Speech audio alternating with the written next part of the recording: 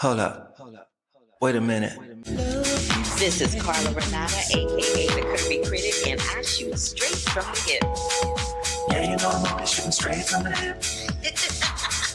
Let's take a trip around the curve.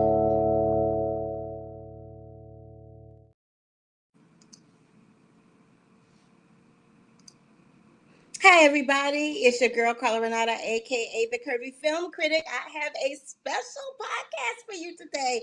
I am so excited. But before I bring her to the stage, let me say a couple of things about Miss Baayork Lee. But even before I say that, if this is your first time joining me, give me a big thumbs up to let me know you were here. Click the bell for notifications if you are on YouTube. And if you are following this via LinkedIn or any of the other streaming platforms, thank you so much for tuning in. I really appreciate it. Now, I talk a lot on this podcast about being a dancer and being in New York and being on Broadway. I talk about it all the time. Y'all that follow me know I talk about it all the daggone time. But what you don't know is this. When I first moved to New York, I went to an audition for a company of a chorus line. I don't even remember what company it was. All I know is that it was a chorus line, and I wanted to audition for it because one of my homeboys from St. Louis, Missouri, Kevin Spiritus, had been in the Broadway company. And I thought, well, if Kevin can do a chorus line, I can do a chorus line. So I go to the audition. And I do that opening combination that everybody knows. Now, what I didn't know is that most people learn that opening combination before they go to the audition so that they can at least get through to the next phase. I didn't know that. So I'm up in there with my two left foot self trying to do that combination and was a hot buttered mess. Baayork Lee was directing and choreographing this particular company. She pulled me to the side and she said, "Hey, I love that you're here. I love that your enthusiasm. It's going to be a no for today, but why don't you go off and learn that combination and then come back and audition for me again sometime?" I was like, thank you. Now, what I'd like to say about that is that in a business where people can be very cold and callous and dismissive, she was a ray of sunshine and a huge light for me. This year, A Chorus Line has celebrated its 50th anniversary. And a couple of days ago, they had a big shindig in New York. But I'm about to have my big shindig right now on the Curvy Critic with Carla Renata, because I'm about to bring to the stage Miss Baayork Lee to talk with me about A Chorus Line. Okay? Okay. Hey! Oh How my you God. doing? Oh, I am. I had an outer body experience on Sunday because I have been preparing this for almost 2 years, and there it was in front of me, and I was like floating, like, oh my God, it's all there, and it was just incredible, Carla. It was just, I don't know.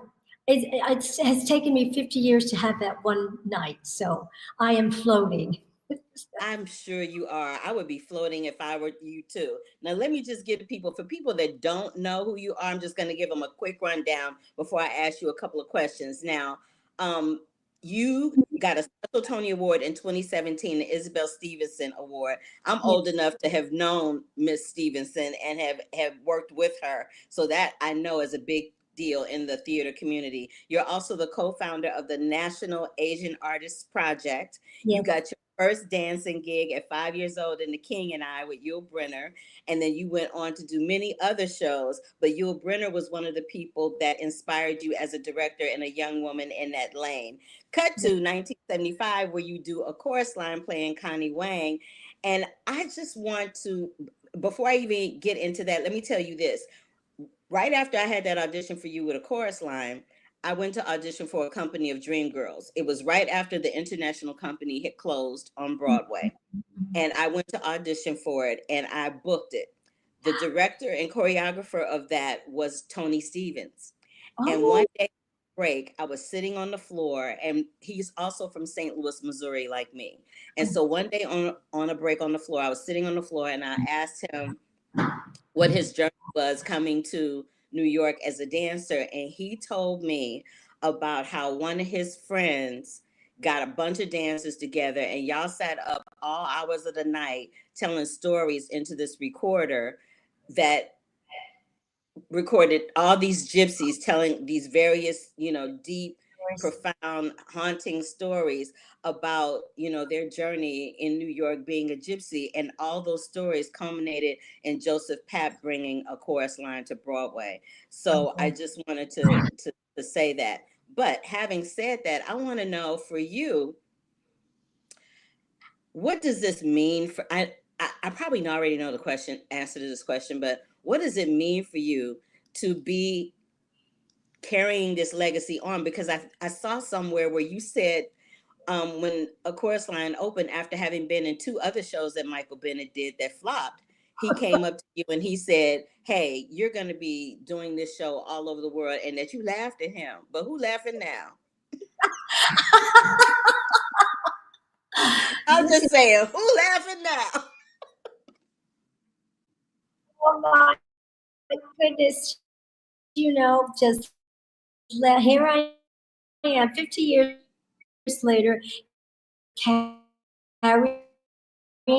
carrying his legacy all around the world. Um,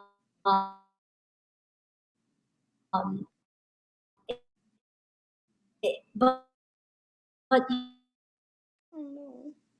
is, You're freezing a little bit. oh, You're freezing and going okay. in and out a little bit. Just keep talking. I'll get it together. Just keep talking.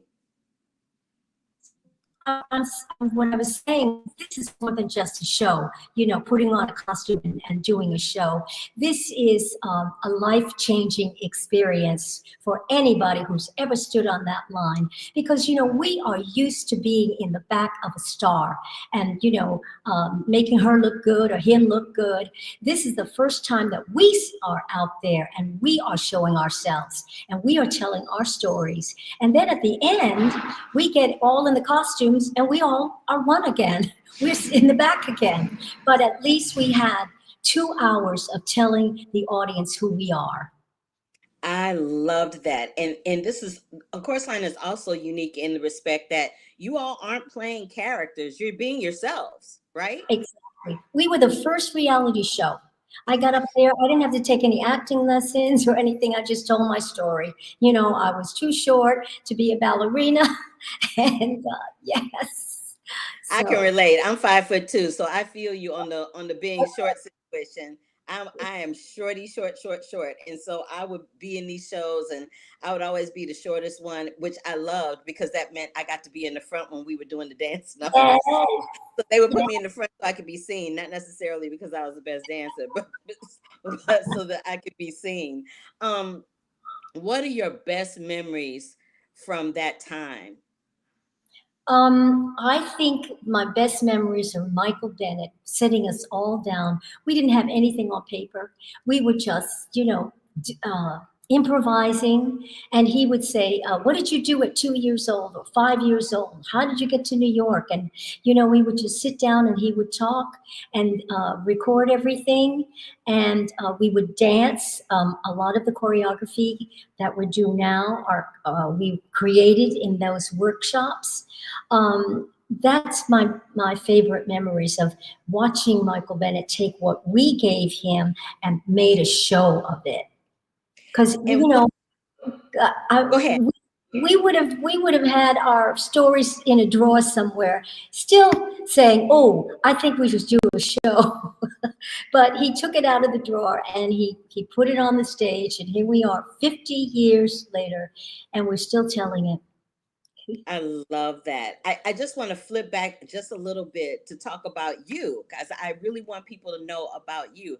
I started out talking about how you were in The King and I, and you were 5 years old. And I was in a musical called The Who's Tommy. And so I remember you talking about being a child and how heartbreaking it was for you as a child actor to kind of age out of your role from 5 to 8. Like I think they let you go out of your contract when you were 8. Is that right? Yes, yes, outgrew my costume and they fired me. So at Heartbroken. 8 years old, you had your first experience being on the unemployment line. Exactly. My mother would have to pick me up to sign. Everybody knew me at the unemployment office because I'd come in once a week to get my check. That But is hysterical. I said, I looked back. I was going down the subway on 44th Street and 8th Avenue. I looked back at the sign that said King, and I said, I'll be back. I'll be, At for some St. reason, James Theater.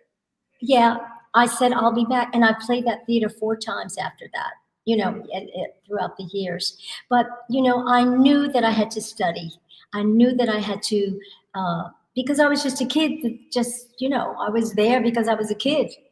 But I just knew by watching all the dancers warm up and the singers vocalize, I knew that I had to study. I knew that I had to study. So, I love that. What I want to say before I let you go, because I don't want to take up your time, I said it would be 10 minutes and I want to stay true to my word.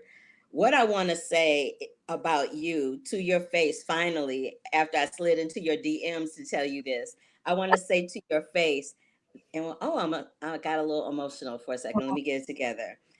I want to say that your compassion and your encouraging me to come back after I learned that combination, even though I never did, meant the world to me. I never forgot it. I never forgot how kind you were and still are.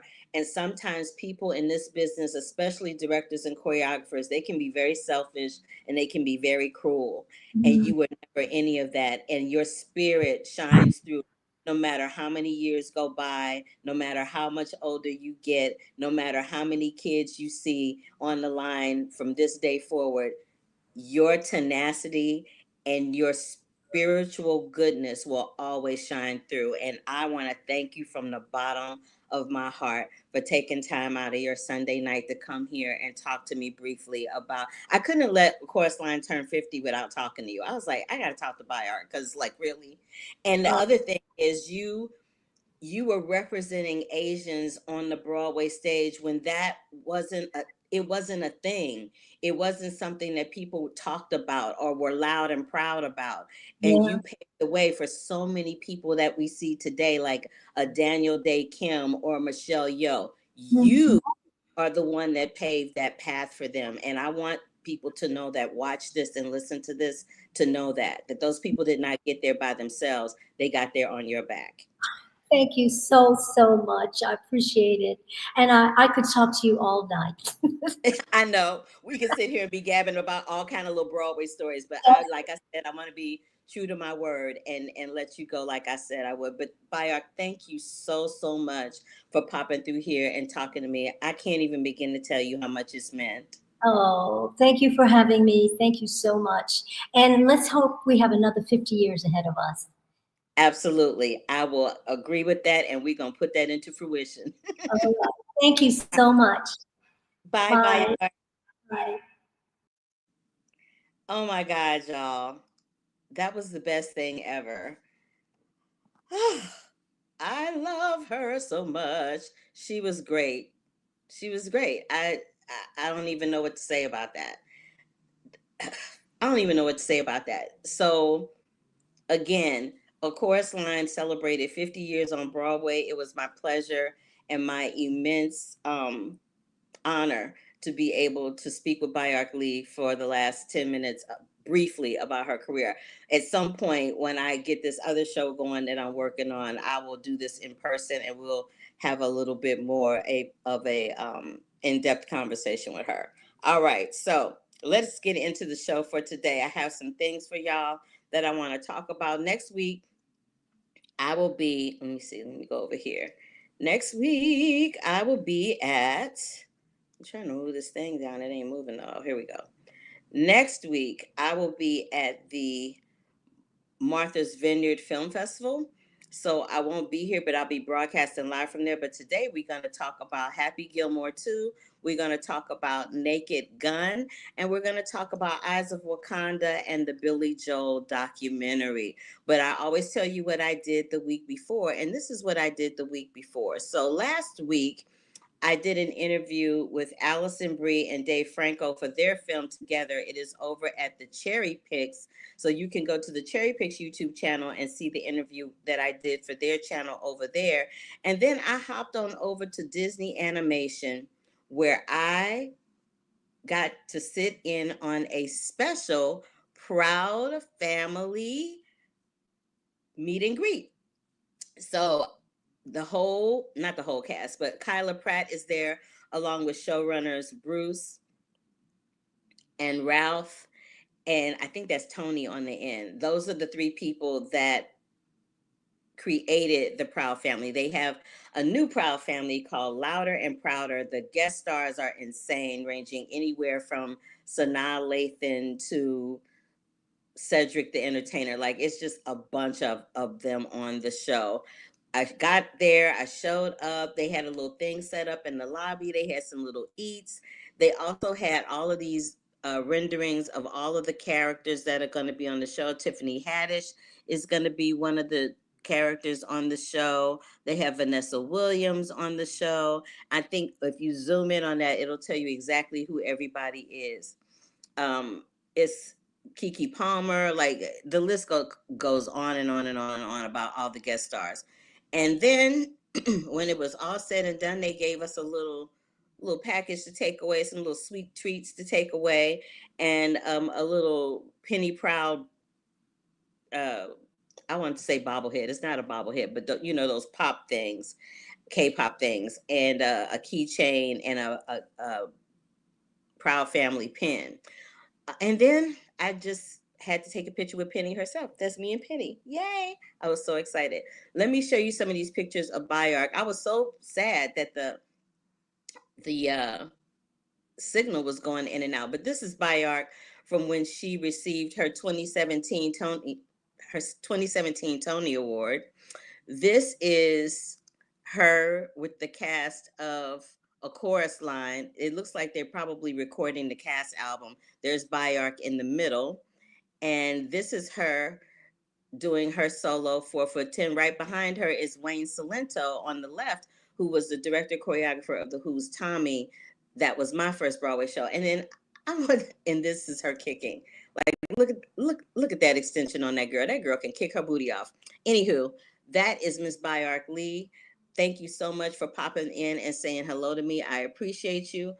And yeah, so let's get into what we're going to talk about today. We're going to talk about this Billy Joel documentary. It's called And So It Goes. It's streaming right now on HBO Max. It's a 2-part documentary. Back in the day, there were some really great songwriters. One was Elton John, Jackson Brown, James Taylor, and Billy Joel. And these guys, they wrote ballads. Now they would be considered music. But back then, their songs were the bomb. They played on the radio all the time. And they were very honest and hot songwriters. I mean, hot like in how they look. They were all real good looking guys.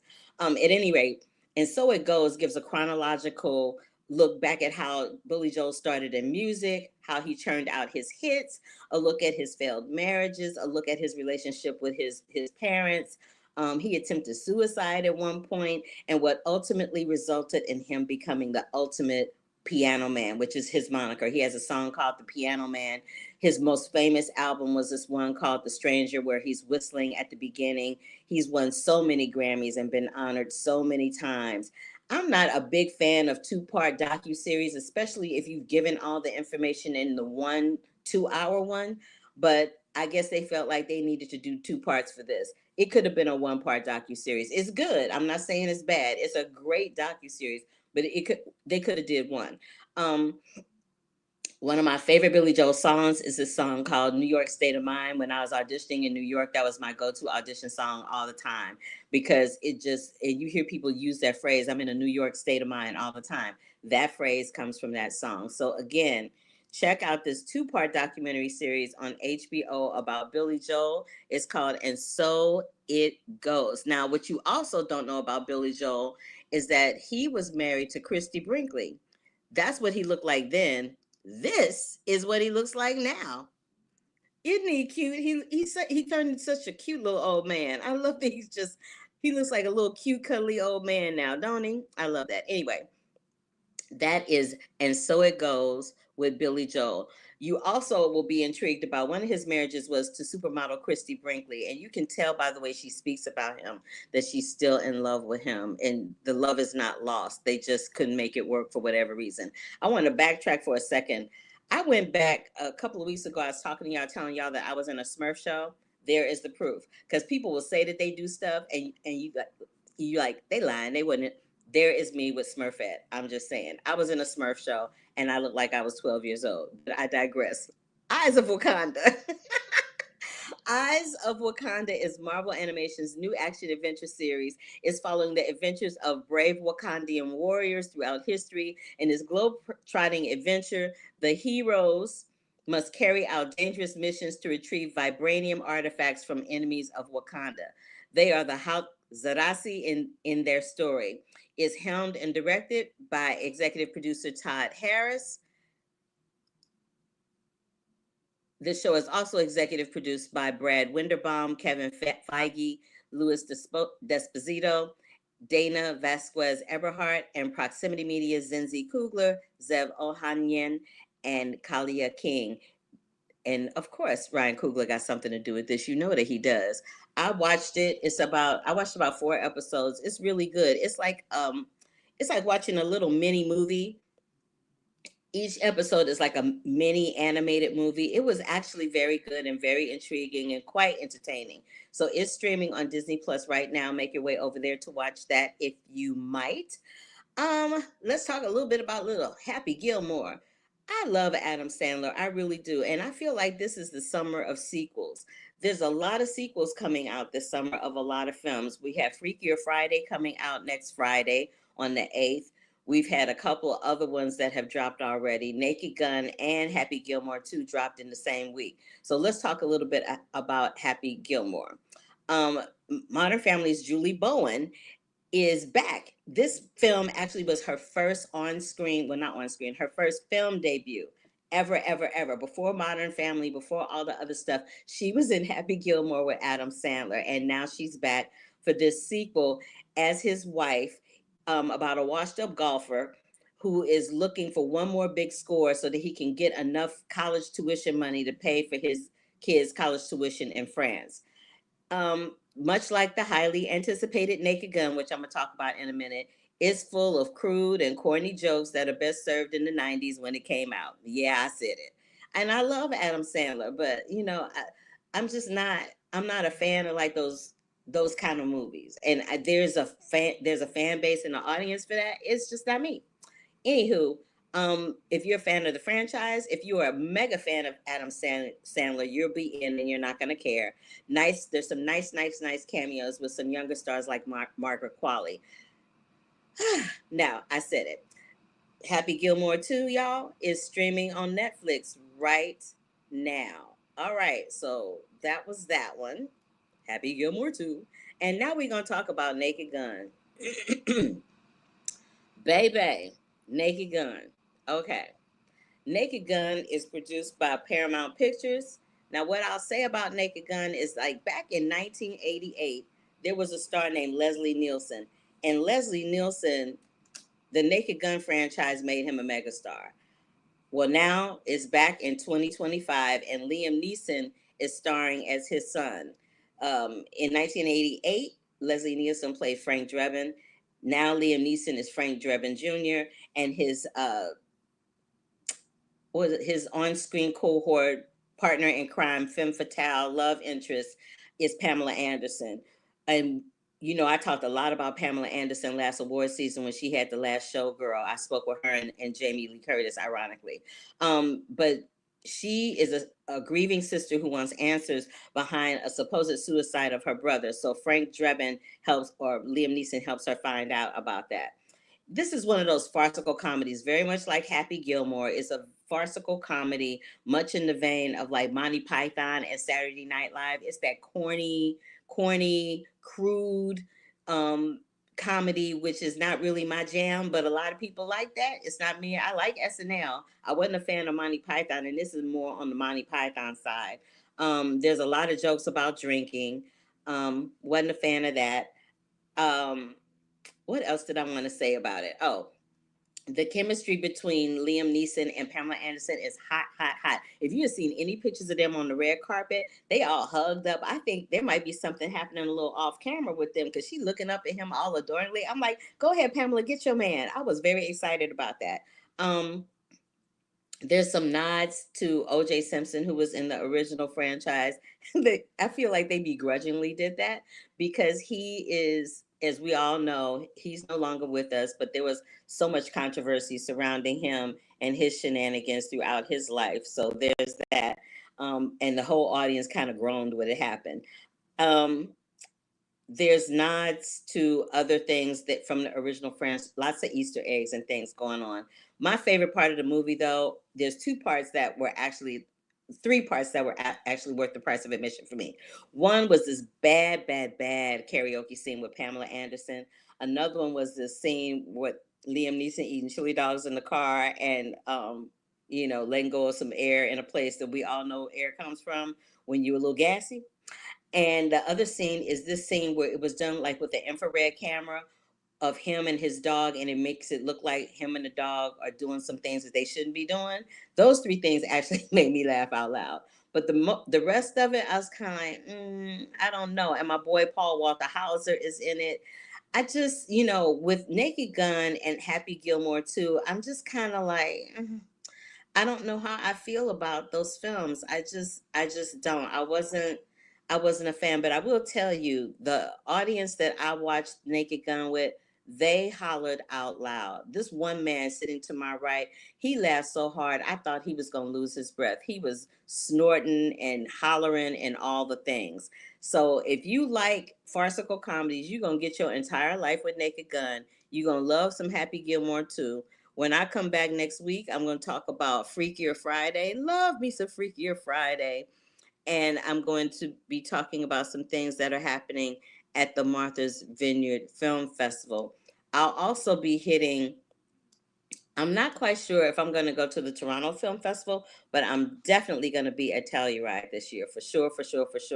So there's that. But I just want to end with this really cute picture of me from Freakier Friday to remind y'all that Freakier Friday is coming to theaters on Friday, August 8th. So you want to check it out. I want to thank my guest once again, the incomparable, the amazing Baayork Lee, for stopping by and talking to me about the Chorus Line 50th anniversary. That's going to do it for me. I got a real short show today. There wasn't a whole lot in theaters this week, y'all, but next week it's going to be off and popping. The next 2 or 3 weeks are going to be off and popping. So anyway, thanks to everybody for popping in. Thank you for coming in if you were here in real time or not. I know my peoples popped through. Bad Guys 2. I didn't get a chance to see Bad Guys 2, Brandon. I'm sorry. I wasn't invited to that one, so I didn't get a chance to see that one. And then Freakier Friday, you said it seems interesting. Let me tell you, like that guy was Sav, that guy that was guffawing next to me during Naked Gun, the way he was howling at Naked Gun, that's the way I howled at Freakier Friday. Baby, it's some stuff in there, and only people that are older women are going to get it, and they're going to howl. I laughed out loud. But I'll talk about it next week because it is under embargo until August 5th, and I cannot break the embargo talking about it. So there's that. All right. If you want to see my written versions of anything that I talk about here, you can check that scroll that's at the bottom where it says thecurvycritic.com, thecurvyfilmcritic.com. Check everything out that I write there. I will be at Fox 11 again this week talking about Freakier Friday. Hopefully I'll be talking about Freakier Friday. That is the plan. We're going to talk about some Freakier Friday and a couple of other things that are happening in the Los Angeles area. All right. So until the next time, love, peace, and hair grease, and deuces until I catch you on the flip side. Bye. Hold up. Wait a minute.